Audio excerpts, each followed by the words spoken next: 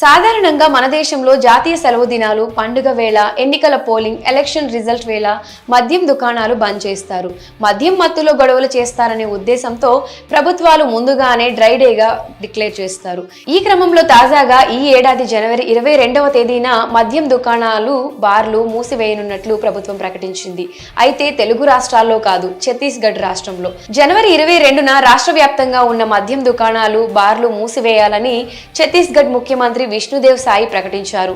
ఎందుకు అంటే జనవరి 22వ తేదీన అయోధ్యలో భవ్యరామ మందిరంలో రాముడి విగ్రహాన్ని ప్రతిష్ఠించనున్న సంగతి తెలిసిందే.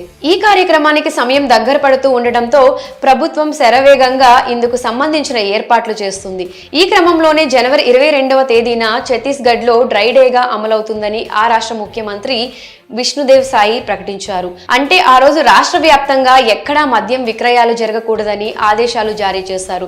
తాజాగా రాష్ట్రంలో డిసెంబర్ 25వ తేదీ నుంచి జనవరి 2వ తేదీ వరకు నిర్వహించిన గుడ్ గవర్నెన్స్ వీక్ చివరి రోజున సీఎం విష్ణుదేవ్ సాయి ప్రకటించారు. ఛత్తీస్గఢ్ లో సుపరిపాలన వారోత్సవాలు జరుపుకుంటున్నామని సీఎం తెలిపారు. సుపరిపాలనే తమ సంకల్పమని, రామరాజ్య స్థాపనే తమ లక్ష్యమని ఈ సందర్భంగా చెప్పుకొచ్చారు. అయోధ్యలో జరగబోయే శ్రీరాముని విగ్రహ ప్రాణ ప్రతిష్ఠ కార్యక్రమానికి రాష్ట్రంలోని వరి ఉత్పత్తి సంస్థల ద్వారా సుమారు 3000 టన్నుల బియ్యాన్ని పంపించినట్లు ప్రకటించారు. అంతేకాక రాష్ట్రంలో పండిన కూరగాయలను కూడా అయోధ్యకు తరలిస్తున్నట్లు చెప్పుకొచ్చారు.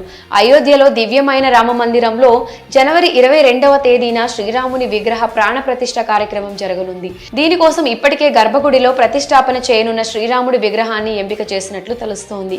ఇక అయోధ్యలో రామ మందిర ప్రారంభోత్సవం సందర్భంగా ఛత్తీస్గఢ్ రాష్ట్ర ప్రభుత్వం కీలక నిర్ణయం తీసుకుంది. ఆ రోజు డ్రై డేగా ప్రకటించాలని సీఎం విష్ణుదేవ్ సాయి కీలక ఆదేశాలు జారీ చేశారు.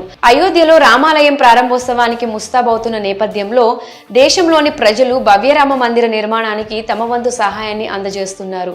అయోధ్య ప్రారంభోత్సవానికి వచ్చే భక్తులకు అన్నదానం చేసేందుకు దేశం నలుమూలల నుంచి పెద్ద ఎత్తున నిత్యావసర సరుకులను అయోధ్యకు పంపిస్తున్నారు. ఇక రాముని తల్లి కౌసల్య సొంత ఊరిగా భావించే ఛత్తీస్గఢ్ లోని రాయ్పూర్ నుంచి భారీగా బియ్యం ట్రక్కులు అయోధ్యకు బయలుదేరాయి. శ్రీరామ జన్మభూమి